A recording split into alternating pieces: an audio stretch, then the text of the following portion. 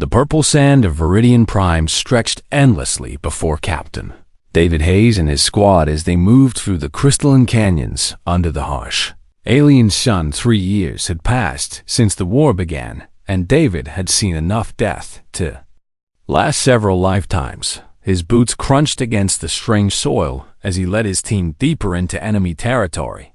The mission was simple enough: scout the area and report back. Nothing more and nothing less. Private Emily Choi moved up beside him and pointed toward a ridge ahead. Smoke rose from behind the rocks in thin black streams against the violet sky. David raised his fist and the squad stopped immediately. Something was wrong. They approached carefully with weapons ready. When they crested the ridge, David saw the wreckage. An alien vessel had crashed hard into the canyon floor. Metal twisted at impossible angles, and the hull was split open like broken fruit. Scorch marks covered every surface. The ship was small, probably a transport or courier vessel, not a warship. That was unusual this deep in the combat zone. Sergeant Thomas Park scanned the wreckage with his equipment, shook his head slowly. No life signs registered on his device, but that did not always mean anything. The alien technology sometimes interfered with human scanners. David made the call to investigate. They descended into the canyon and approached the smoking wreckage. The heat coming off the metal was intense. Emily covered the approach while Thomas checked the hull for entry points. Corporal Jason Kim kept watch on their rear. They had learned long ago that nothing was safe in this war. The hatch was jammed, but Thomas managed to pry it open with his combat knife, and a piece of debris, screech of metal on metal, echoed through the canyon. David went in first, with his rifle raised and flashlight cutting through the darkness inside. The interior was a disaster. Panels hung loose from the ceiling. Wires sparked and hissed. Strange alien text flickered on damaged screens. Then he heard a small sound, barely audible over the crackling of dying systems. Whimpered. David moved deeper into the wreckage and found her in what looked like a cargo hold. A small alien child trapped beneath a fallen support beam. Her leg was pinned and dark blue blood pooled around her. She looked up at him with huge, terrified eyes. David had seen plenty of aliens before: the soldiers, the pilots, the warriors who fought humanity with everything they had. But this was different. This was a child, maybe 8 years old, if human development was any measure. Her skin had a faint crystalline quality that caught the light from his flashlight. She wore simple clothes, not a uniform, just the kind of thing any kid might wear. She tried to move when she saw him, but cried out in pain. Her small hands pushed weakly at the beam that trapped her. David lowered his weapon. Thomas appeared behind him and stopped short when he saw the girl. This was not what they expected to find. Not here. Not like this. Girl spoke in her language. Her voice was desperate and frightened. Translator device on David's belt clicked on and processed her words. It was not perfect, but he got the meaning. She was asking for her mother over and over, the same word. A Mamotherdev made a decision that would change everything. He handed his rifle to Thomas and moved forward slowly. The girl flinched but had nowhere to go. David held up his hands to show they were empty. He spoke softly, even though she probably could not understand him. His tone was what mattered now, not the words. He reached the beam and examined how it pinned her leg. Thomas came up beside him without being asked. They would need to lift it together and quickly. On 3, David counted. They heaved the beam up and the girl pulled herself free with a cry. Her leg was badly damaged. Thomas immediately pulled out his medical kit. This was against every regulation. They had aiding an enemy combatant, an alien. But Thomas did not hesitate either. He looked at David once for confirmation, and David nodded. The girl was terrified as Thomas approached with the medical equipment. She tried to crawl away, but her injured leg made it impossible. David knelt down in front of her in a distance. He pulled out his personal tablet and showed her a picture of his daughter Emma smiling in their backyard back on Earth. The alien girl stopped struggling and stared at the image. David pointed to Emma, then to the girl. He was trying to tell her he understood that he had a daughter too, that he knew what it meant to be a parent. what it meant to be a child who needed help. Thomas worked quickly to stabilize her leggy. He injected her with a universal pain medication that worked across most species. Girl whimpered, but stopped fighting them. Emily called from outside. They needed to move soon. Staying in one place too long was dangerous. David scooped the girl up carefully. She weighed almost nothing. Her small body trembled against his chest. She kept whispering that word, "I'm looking for her mother." In this nightmare, they emerged from the wreckage into the purple daylight. Jason had found supplies scattered around the crash site. Water containers with strange markings, what looked like food supplies, a small stuffed creature that might have been a toy. He handed the toy to David, who gave it to the girl. She clutched it immediately, holding it tight against her chest like a lifeline. Squad gathered around David, waiting for orders. This was his call to make. Command would expect them to report the crash, to call in specialists, to treat the survivor as a prisoner, as a source of intelligence. But David looked down at the small alien child in his arms and saw only what she was, a scared kid who wanted her mom. Thomas spoke first. His voice was quiet but firm. They could take her to the field hospital, get her proper treatment. Emily added the command would want to know about this. It was protocol. Jason said nothing, but his expression showed doubt. They all knew what happened to alien prisoners. The interrogations, the detention facilities, the years of captivity. David made his decision. They would take her back, not to human command, but to her people, to her mother. The squad stared at him like he had lost his mind. Thomas started to protest, but David cut him off. He explained what he had seen in the girl's eyes, the same fear he would see in Emma's eyes if she was hurt and alone, the same desperation any parent would feel if their child was missing. This war had taken enough from everyone.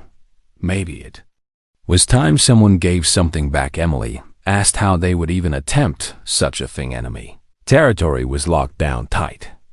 Getting through would be suicide. David did not have all the answers yet, but he knew they had to try. The girl looked up at him and spoke again. The translator caught fragments, something about going home, about her mother waiting. She trusted him. This enemy soldier who could have left her to die, who could have taken her as a prize. Instead, he held her gently like she mattered. The squad looked at each other. A decision was forming between them without words. Finally, Thomas nodded.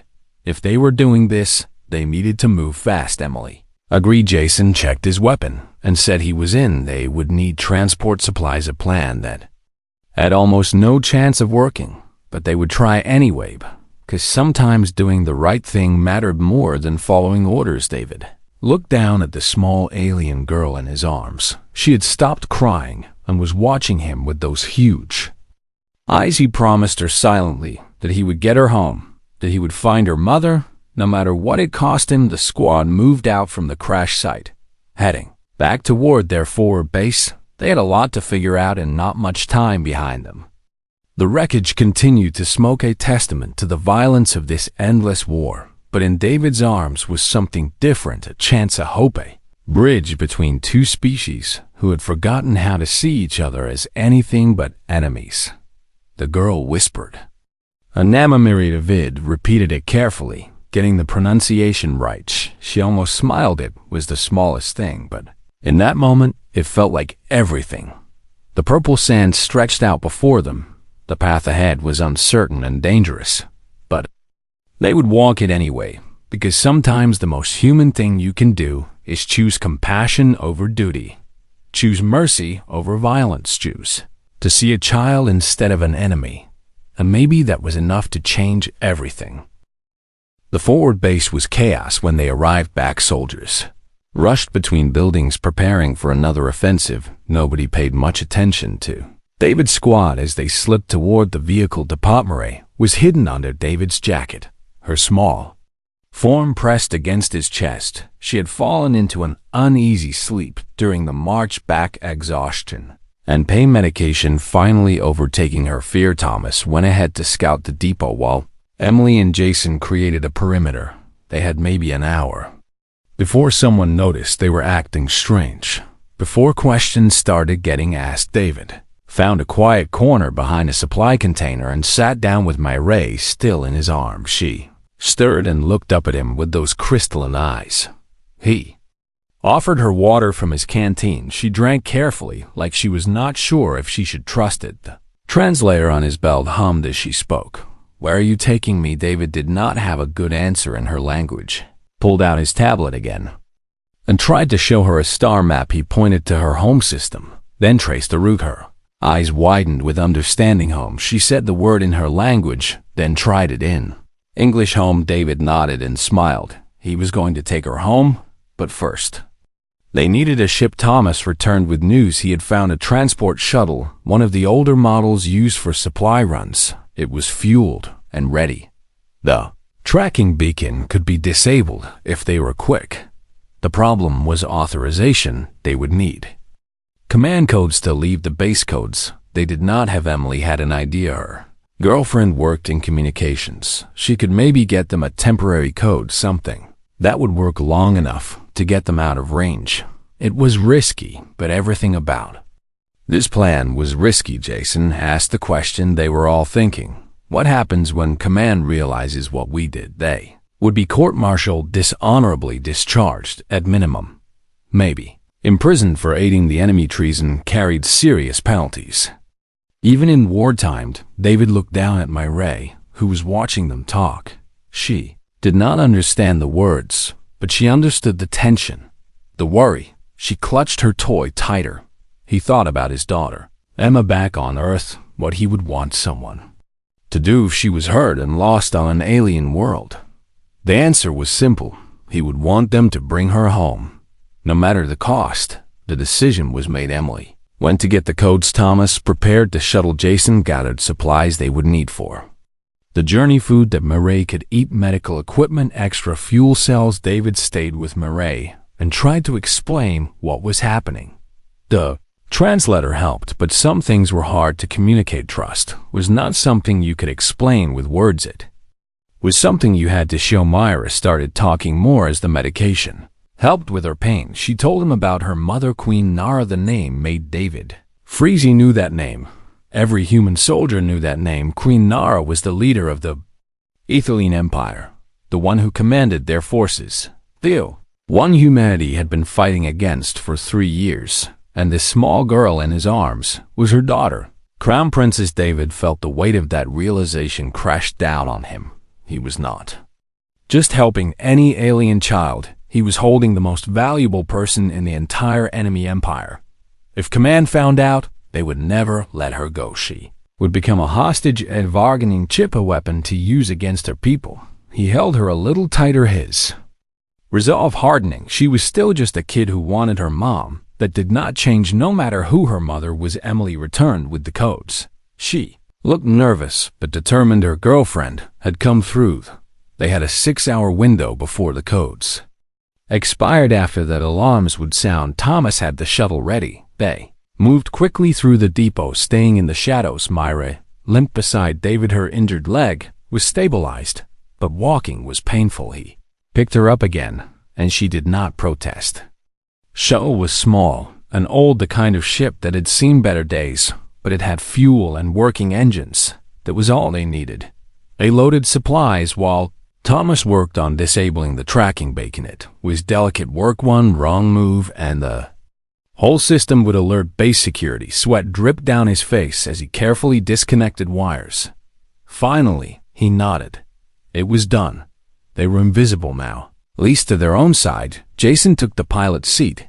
He had the most flight hours. Emily sat beside him handling navigation. Thomas stayed in the back with the supplies. David sat with Mireille and strapped her in carefully. She looked scared again.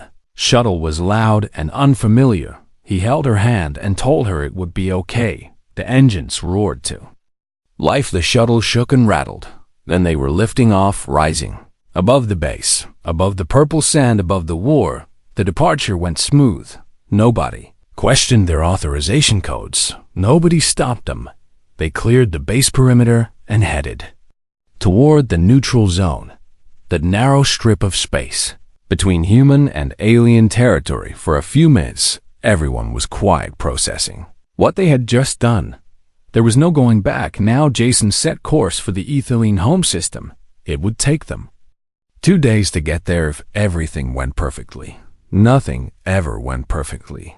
The first trouble came 6 hours. Ina, human patrol ship, appeared on their scanners. It was doing a routine sweep of the neutral zone. Jason cut the engines and let them drift, hoping to blend in with the debris field they were passing through. The patrol ship came closer, its scanners sweeping over them. David held his breath. Murray sensed the tension and stayed perfectly still.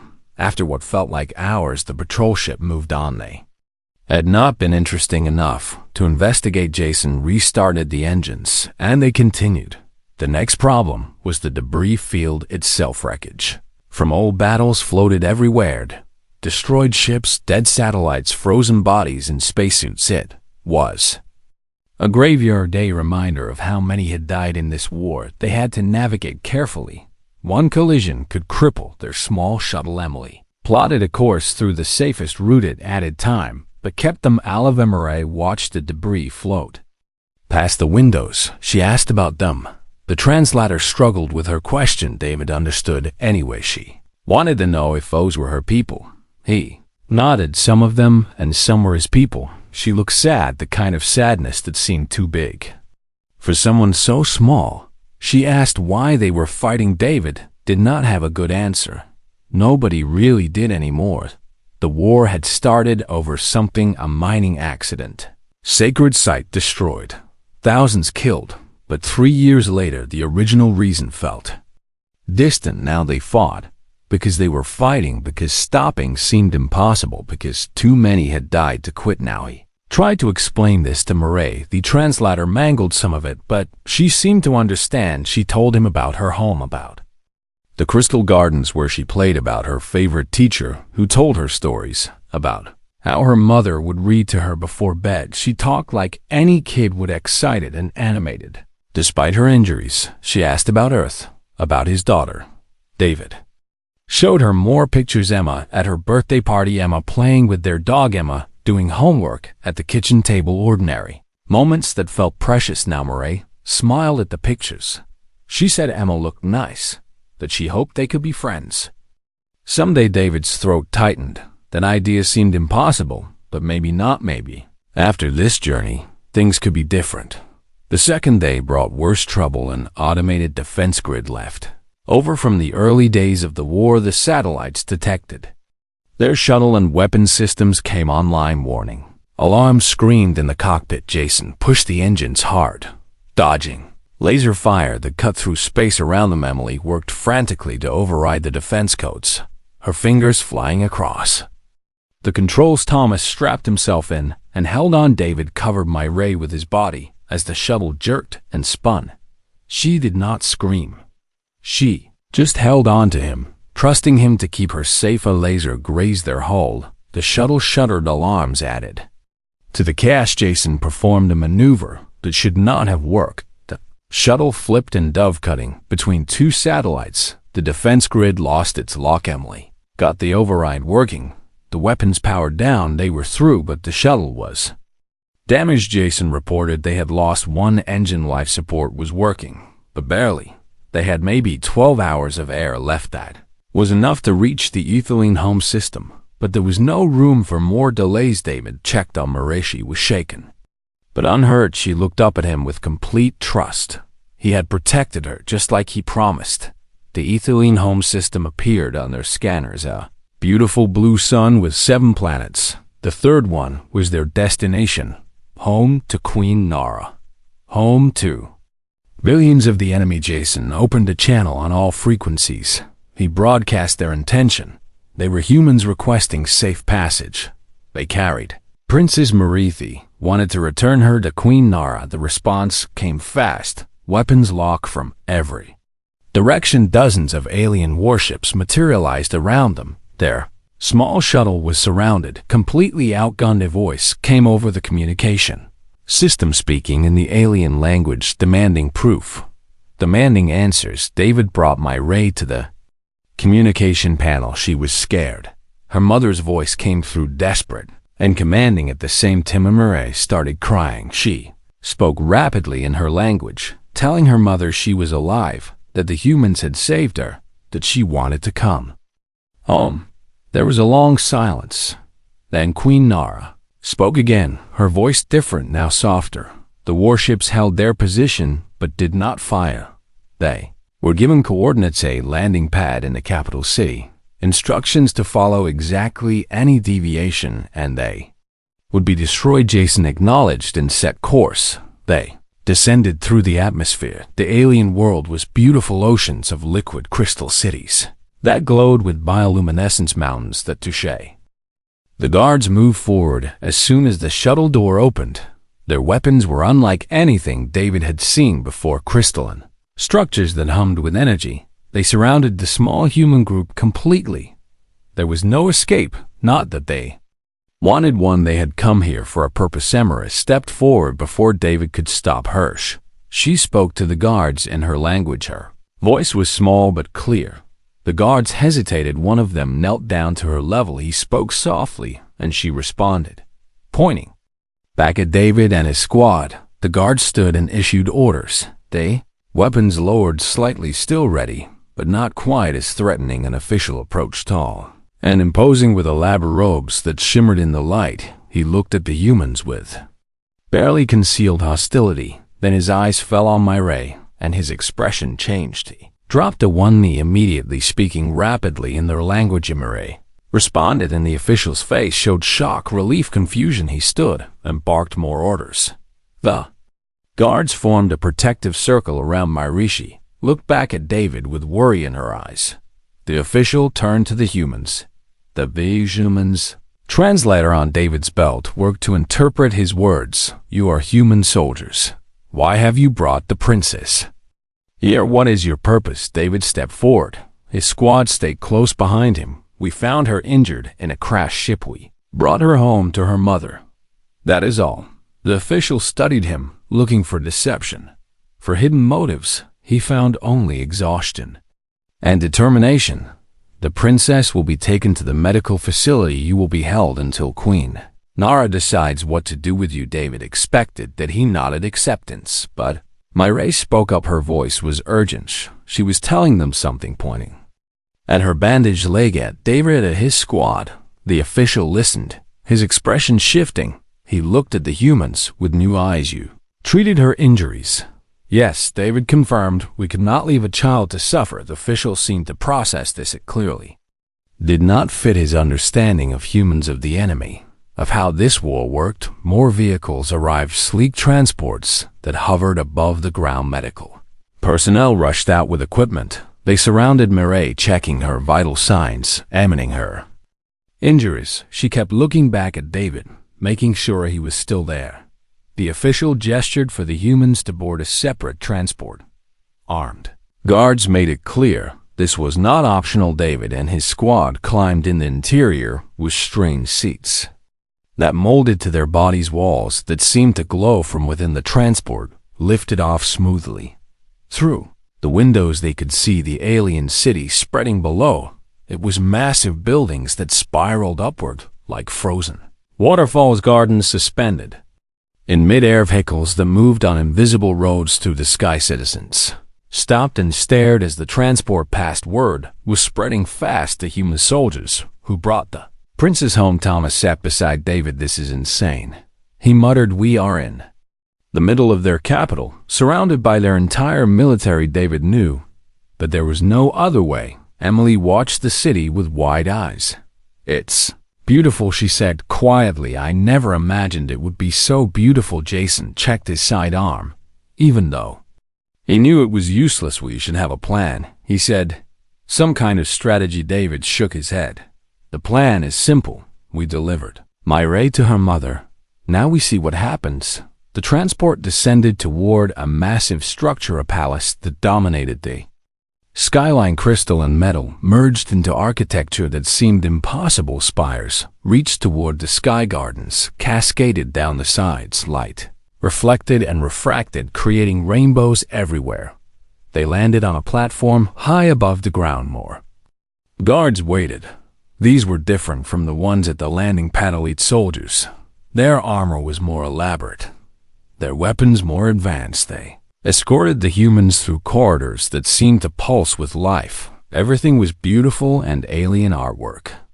On the walls showed alien history, their gods and heroes, their victories and losses. They passed chambers filled with officials and advisors.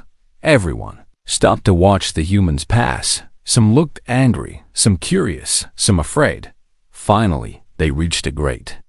All the doors were enormous, carved with intricate patterns that told stories David could not read. The guards stopped them there. The official from the landing pad appeared. He had changed into ceremonial robes. He spoke to David directly. Queen Nara will see you. You will show respect. You will answer her questions honestly. Any deception will result in your immediate execution. Do you understand? David understood. The doors opened slowly. The hall beyond was vast. Ceiling disappeared into light above columns. Lined both sides, each one carved from single pieces of crystal. Officials and nobles filled the space, hundreds of them all watching as the humans entered. At the far end of the hall was a throne. It sat on a raised platform. Behind it, waterfalls flowed upward, defying gravity in ways that should not be possible. And on that throne sat Queen Nara. She was imposing even from a distance, tall and regal. Her skin had that same crystalline quality as Myray, but more pronounced, more refined. She wore robes that seemed made of liquid light. A crown of pure crystal rested on her head, but her eyes were fixed on the entrance. Waiting, the guards led David and his squad down the long hall. Every step echoed in the silence. Every eye followed their movement. They stopped at the base of the platform. The gods forced them to their knees. David did not resist. This was her court. Her ruled, her rules. Queen Nara stood. Movement was fluid and powerful. She descended the steps slowly, her gaze never leaving David. She spoke. Her voice filled the hall. You are the human soldier who found my daughter. David met her eyes. He would not look away. Yes, your majesty, I am Captain David Hayes. I found Princess Myray injured and brought her home. Why? The question was sharp. Why would a human soldier save my daughter? We are at war. Your people kill mine kill yours. Why show mercy now? David chose his words carefully, because she is a child, because she was hurt and scared, because she needed her mother. The hall murmured at this. Queen Nara raised a hand and silence fell immediately. She studied David for a long moment. You could have taken her as a hostage, used her as leverage, demanded concessions for her return. David nodded. I could have, but I did not. Queen Nara descended another step closer. Now you risked your career, your freedom, your life, for a child of your enemy. Why? David thought of Emma, of what he would want someone to do for her, because it was right. Your majesty, because before she is a princess and before you are a queen, she is a child. And you are a mother. That matters more than any war. The hall erupted in conversation, some angry, some shocked. Queen Nara held up her hand again. Silence returned. But it was different. Now uncertain guards entered from a side door. They carried Myray on a medical stretcher. She was clean now. Her injuries properly treated, her leg in a proper cast. But she was awake and alert. She saw her mother and her face lit up. Umesh called out. Queen Nara's composure cracked. Just for a moment. Her hand went to her mouth. Her eyes filled with tears. She fought to contain. The guards brought Myray to the platform. They set the stretcher down gently. Queen Nara knelt beside her daughter, forgetting the court, forgetting the humans, forgetting everything except the child before her. Touched Myray's face, her hair, checking every injury, making sure she was real. Myray was crying now, talking rapidly in their language, telling her mother everything about the crash, about being trapped, about the human soldier who found her, who carried her, who brought her home. Queen Nara listened to every word, her hands never stopping their gentle examination, making sure her daughter was truly there, truly alive. David watched from his knees. This moment felt private, sacred, something he should not be witnessing, but he could not look away. Thomas whispered beside him, did we just end the war or start something worse? Emily shushed him. Jason said nothing. His Hand still near his weapon finally, Myray said something that made Queen Nara look up. She turned to David. Her expression was complex grief and gratitude mixed together, pain and relief, anger and understanding. She stood slowly, helping Myray sit up on the stretcher. Then she walked toward David, each step deliberate, the guards tensed, ready to intervene if needed. Queen Nara stopped directly in front of David. He was still on his knees. She towered over him. For a moment she just looked at him, this human soldier who had changed everything.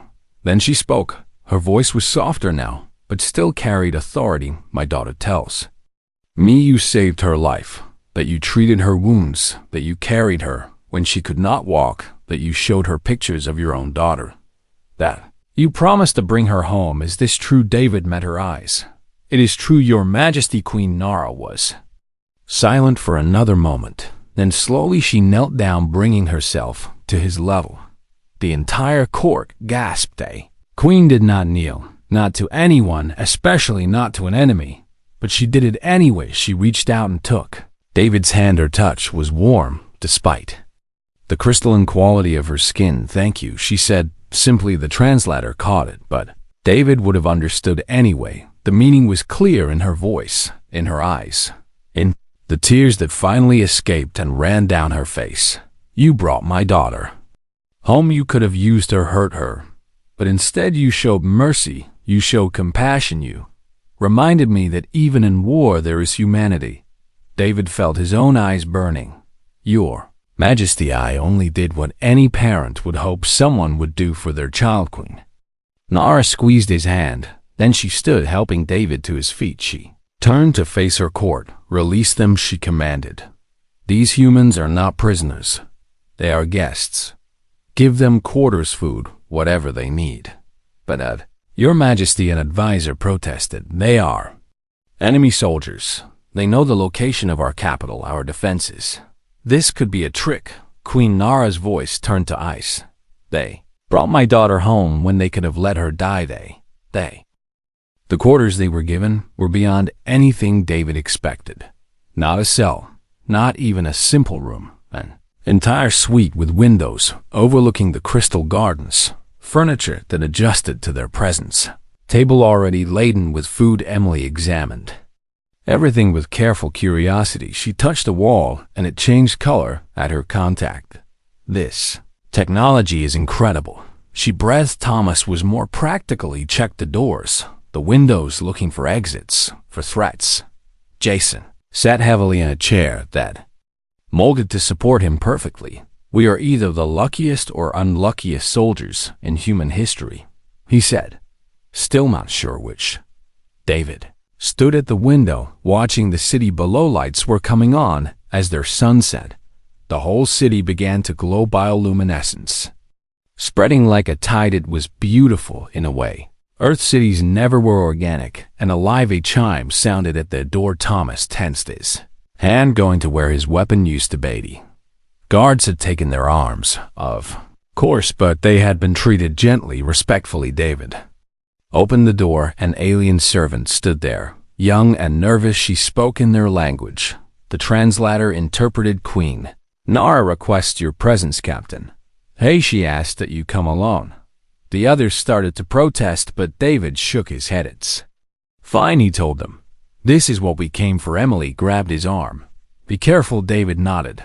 He followed the servant through the palace. The evening had brought a different atmosphere.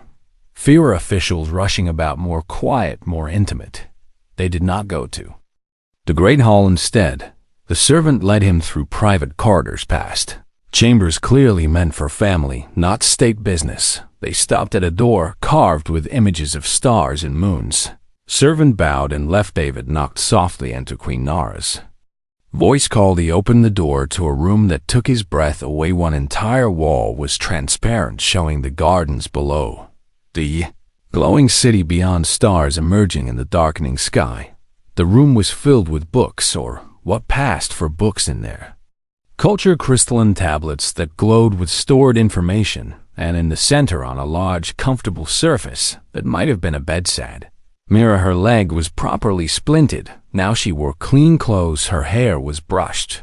She looked like a princess, but Her face lit up when she saw David the human. She said, then corrected herself. David, he smiled. Hello, Mirai. Queen Nara stood from where she had been sitting beside her daughter. She was different here. Without the crown, without the formal robe she wore, simple clothing, her hair loose, she looked younger, more like just a mother than an empress. Please sit. She gestured to cushions near where Mirai rested. David sat careful, and Mirai immediately started talking, telling her mother more stories about the journey, about the other humans, about how David had shown her pictures of his daughter Queen. Nara listened with a small smile. Then she turned to David. My daughter has told me everything. How you found her, how you cared for her, how your medic treated her wounds when he could have left her to die. David did not know what to say. Your Majesty, I only. She held up a hand. Please, when we are here, just Nara, no titles, no formality, just two parents talking. David relaxed slightly. MS asked to see the pictures again. David pulled out his tablet, showing her more images of Emma. Mirai pointed at each one, asking questions through the translator. What is she doing here? Why is she wearing that? What is that animal with her? David explained each picture. Emma at school, Emma playing soccer, Emma and her friends at a birthday party. Normal childhood moments, the kind Mirai should have been having. Instead of being caught in a war zone, Nara watched quietly. Finally, she spoke. Your daughter, Emma, how old is she? 9. David answered. She turns 10 next month. I hope. He stopped. He had been about to say he hoped to be there, but that seemed unlikely now. Nara understood. You think you cannot go home? David met her eyes. I disobeyed direct orders, stole military property, crossed into enemy territory. I think going home might involve a prison cell. Nara was quiet for a moment. Mirai had fallen asleep between them, exhausted from everything. Nara carefully adjusted her daughter's position, making her more comfortable. Tell me about the war, she said softly. How it started from your perspective. Had not expected this. I was told it began with a mining accident. Human operation destroyed an ethylene sacred site. Thousands died. Your people demanded accountability. My people refused. Things escalated. Nara nodded slowly. That is the story I was told as well, except in our version, it was not an accident, was deliberate desecration, an act of war. David frowned. I never heard that version. Exactly, Nara said. And I never heard yours. Do you see the problem, David? Did someone wanted this war? Both our peoples have been manipulated. Nara confirmed. I have suspected this for a long time. The proof is difficult, and stopping a war is harder than starting one. Too many have died. Too much has been lost. How do we tell our people to stop too? Forgive when they are still mourning. David understood that too. He had lost friends in this war, good soldiers who would never go home. But I have been thinking, Nara continued, about what it would take to end this. What gesture could be powerful enough to overcome the momentum of violence? She looked at Mirai, sleeping peacefully. Then, you brought my daughter home, a human soldier, an enemy. Could have taken her captive, could have used her instead. You risked everything to bring her back to me. David shrugged. It was the right thing to do that. Nara said that is what could change everything. Not trees, not negotiations, but someone choosing compassion over advantage, humanity over hatred. She stood and walked to the window. If I asked you to help me, would you help you? To what end this war? David stood as well. How could I possibly help with that? Your people need to see, Nara said, that we are not monsters, that we love our children, that we feel pain and loss just as you don't. My people need to see the same about humans. She turned to face him. Tomorrow, I will make a broadcast to both our peoples. I will tell them what you did, how you saved. Mirai will show them that even in war humanity exists. David felt the weight of what she was suggesting. The entire war watching him, judging him. But if it could help, if it could save even one life, he would do it. The door opened. A medical attendant entered. Nara spoke to them briefly, then turned back to David. I must tend to other matters, but please stay with Mirai until I return. She feels safe with you. David nodded. Nara left with the attendant. David sat back down near the sleeping princess. He thought about Emma, about what she would think of all this. He hoped she would understand that she would be proud. Murray stirred and opened her eyes. She saw David and smiled sleepily. You are still here. I am still here. Will you stay until I fall back asleep? David remembered all the nights he sat with Emma, when she was afraid, when nightmares woke her, when she just needed to know someone was there. Of course. Said Murray reached out and took his hand, her small crystalline fingers wrapping around his. Thank you for finding Mesh. Whispered. Thank you for not leaving me alone. David squeezed her hand gently. I have a daughter. He told her if she was lost and scared, I would want someone to help her to bring her home. Ray smiled. I would help her, she said with absolute certainty. If I found Emma, I would bring her home to you. Just like you brought me home to Emma. David felt his throat tighten. I know you would. They sat in comfortable silence, the city glowing beyond the windows, stars brightening in the sky.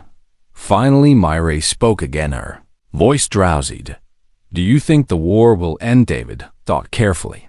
I think, he said slowly, that sometimes it takes one person choosing kindness to remind everyone else what matters. You chose kindness, Myra said. You chose me, even though I am the enemy. David shook his head. You were never the enemy. You are just a child. Deserve to be safe. Myra's eyes closed, her breathing deepened, but she held on to David's hand. He sat there, a human soldier in the heart of enemy territory, holding the hand of the princess he had saved. And for the first time in 3 years of war, he felt hope, real hope, that maybe this could end. That maybe people could remember what mattered. That maybe choosing compassion over violence could change everything. Nara returned an hour later. She found David still sitting with Mireille the princess, fast asleep. Nara smiled, a real smile, not the formal expression of a queen, but the grateful look of a mother. Thank you, she said again, for everything. David carefully extracted his hand from Mireille's grip. The girl stirred but did not wake. He stood and faced Nara. What happens now, Mara? We broadcast. Nara said. We tell both our peoples what happened, and then we see if compassion is more powerful than hatred. We see if one act of kindness can stop years of violence. David nodded. And if it does not work, if people are too angered, too hurt to listen. Nara looked at her sleeping daughter. Then at least we tried. At least we showed them another way, and that, she said firmly, is more than anyone else has done. David agreed. They stood together in silence, too. Parents from different worlds united by a simple truth. That children mattered. That compassion mattered. That humanity in its truest sense transcended species, transcended politics, transcended war. Outside the window, the city continued to glow, and somewhere in the darkness between worlds, armies prepared for another day of fighting, not knowing that everything was about to change, because one soldier chose mercy, and one queen chose hope, and a small girl named Myra finally slept peacefully, safe at home with her mother, where she belonged. The broadcast chamber was unlike anything David had seen. Walls that shifted and flowed with light technology so advanced, it seemed like magic cameras that floated in the air, following movement without operators. Queen Nara stood in the center. She wore her formal robes again, the crown upon her head. But her expression was different, softer than the warrior queen the galaxy knew. Beside her stood Mireille. The princess wore a simple dress, injured leg visible in its cast. She held a small device that David recognized, his tablet, with pictures of Emma still on the screen. David stood off to the side with his squad.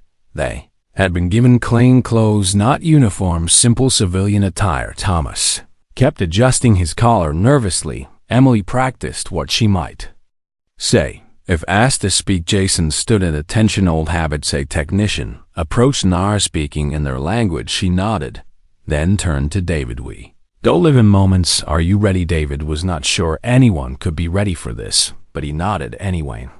Nara took a breath. Then the lights changed. The broadcast began. Citizens of the Ethelian Empire. She started, her voice carrying the weight of authority, and people of Earth who may be watching, I speak to you today not as your queen, but as a mother.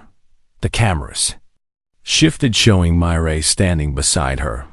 3 days ago, my daughter was returning from a diplomatic mission. Her transport was shot down over Viridian Prime. She was trapped in the wreckage, injured and alone in enemy territory. Nara paused, the emotion in her voice was really thought I had lost her. Every parent's worst nightmare, not knowing if your child lives or dies, not being able to protect them. The camera moved to David, but my daughter did not die alone in that wreckage. She was found by a human soldier. Captain David Hayes, please step forward. David moved into the light. Every instinct screamed at him to run, but he stood there, visible to billions across 2 civilizations. Nara continued. Captain Hayes found Myre trapped and injured. He could have left her. He could have taken her prisoner, used her as a hostage, as leverage against us. Instead, she gestured to Myre. He saved her life. The broadcast showed footage taken from security recordings. Crash ship. David and his squad approaching. David pulling Myre from the wreckage. Thomas treating her wounds. It had all been documented. Nara's voice continued over the images. He treated her injuries. He carried her when she could not walk, and then he made a choice that defies everything we have been taught about humans. He chose to bring her home. The footage showed their journey. The Tuwa, dangerous crossing through the neutral zone, the approach to the Ethelian home world. The moment Myre called out to her mother, Nara was crying now, not hiding it, letting both civilizations see a mother's tears. He risked his career, his freedom, his life, for a child who was not his own, for the daughter of his enemy. The camera focused on Myre. She looked small and vulnerable, but her voice was clear when she spoke. The human soldiers were kind, Mesh said, in their language. The translator broadcasting in multiple languages simultaneously. They shared their food, their water. Captain Hayes showed me pictures of his daughter. He told me I would see my mother again. He promised, and he kept his promise. She held up the tablet showing Emma's picture to the cameras. This is Emma, his daughter. She is 9 years old. She likes to play soccer and draw pictures. Just like Myre, looked directly at the camera. Her next words were in careful English practiced. But sincere, Emma, your father is a hero. He saved me. He brought me home. I hope someday we can be friends. Image of the 2 girls, one human, one alien. Both just children, seemed to hang in the air. Nara spoke again. For 3 years we have been at war. We have killed each other, destroyed each other's worlds, caused suffering beyond measure. We were told this war started because humans attacked us, because they destroyed our sacred sites, because they were monsters who did not value life. But how can I believe that when this human soldier valued my daughter's life more than his own safety? She looked directly at the camera. I've spent these years learning about the war's origins, investigating how it truly started. What I discovered was corruption on both sides. Officials who profited from conflict, who manipulated incidents, who turned a tragic accident into an excuse for war. Neither our people nor humanity wanted this. We were used. The broadcast showed documents, evidence. Nara had gathered communications between corrupt officials, financial records, proof of conspiracy. This war was built on lies, Nara said, and it has been sustained by hatred, by fear, by the belief that the other side is less than human, less than Ethelian. But David Hayes proved that wrong. He saw my daughter not as an enemy, not as a tool, but as a child who needed help. That is humanity, not the propaganda we have been fed. David was asked to speak. He stepped forward, his mouth dry. I am not a diplomat, he began. I am just a soldier, a father. When I found Myre, I saw my own daughter. I saw a scared kid who wanted her mom. David's voice grew stronger. Everything else, the war, the politics, the hatred, none of that mattered in that moment. What mattered was getting her home. He looked at the camera, thinking of Emma watching. Somewhere, thinking of all the soldiers on both sides. I have fought in this war. I have lost friends. I have seen terrible things. But I have never stopped believing that we are better than this, that we can choose compassion over cruelty, that we can remember what makes us human. The broadcast switched to show reactions on Earth, crowds gathering in public spaces, watching. The transmission, some crying, some angry, all transfixed in ethylene city, similar scenes, people stopping their lives to watch a mother reunited with her daughter. Because of an enemy's kindness, Nara made her proposal. I am calling for an immediate ceasefire, she announced. I am proposing peace talks, not to discuss terms of surrender, but to investigate the truth, to hold accountable those who started this war, to end the suffering. She looked at David. This human soldier has shown us the way now. We must have the courage to follow it. Broadcast ended. David felt like he could not breathe. It was done. No taking it back. The message was sent to billions. Thomas put a hand on his shoulder. That was either the bravest or stupidest thing we have ever done. Emily was crying. It was beautiful. Jason just nodded, his way of showing approval. In the days that followed, the galaxy held its breath. Earth's government was in chaos. Some called for David's arrest. Others hailed him as a hero. The military was divided on the ethylene side. Similar turmoil, but something was shifting on both worlds. Soldiers started refusing orders, demanding answers about the war's origins. Protests erupted, not calling for more war, but for peace, for truth, for accountability.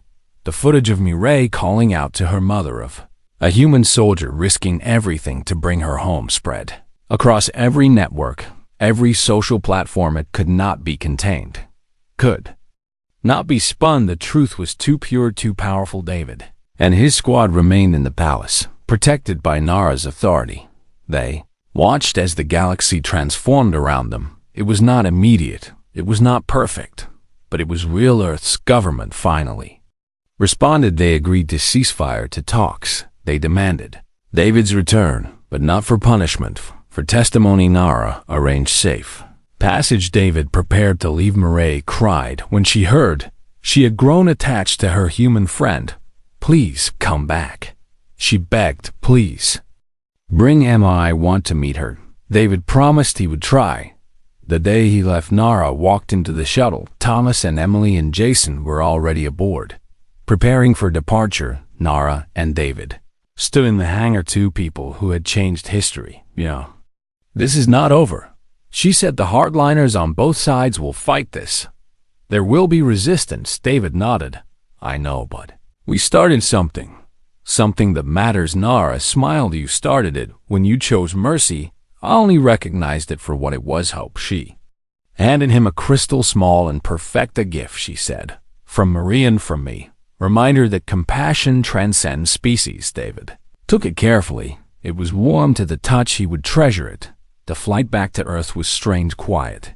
They were not prisoners, but they were not quite heroes either. They existed in a space between, uncertain when they landed on Earth. David expected military police. Instead, he found a crowd, thousands of people holding signs, crying, cheering. They wanted peace, and David had shown them it was possible. The court-martial never happened. Public pressure was too great. Instead, David was honorably discharged, given a medal, and asked to serve as a civilian advisor to the peace talks. Accepted. The talks took months. There were setbacks, moments when it seemed everything would fall apart. But whenever negotiations stalled, someone would play the footage of Mireille calling out, of Nara breaking down in tears, of a human soldier choosing kindness, and they would try again. The Truth Commission revealed everything: the corruption, the manipulation, the lies that started the war. Officials on both sides were held accountable. It was not perfect justice, but it was something. A year after David brought Mireille home, a peace treaty was signed. Not just a ceasefire, but real peace, trade agreements, cultural exchanges, a joint investigation into war crimes, reparations for victims. On the day of the signing, David was invited to attend. He brought Emma. She was 10 now, excited and nervous. She held her father's hand as they entered the hall, the same hall where David first met Queen Nara. Now it was filled with representatives from both worlds, working together, building something new. Nara saw them arrive. She smiled and gestured them forward. Beside her stood Mira, walking without assistance, now her leg fully healed. When Mireille saw Emma, she lit up. She ran forward. The two girls met in the middle of the hall. For a moment they just stared at each other. Then Mireille held out her hand. Hello, Emma, she said in careful English. I, Emma Ray, have wanted to meet you for so long. Emma took her hand, smiling wide. Dad told me all about you. You are even prettier than your pictures. The girls laughed. Within minutes they were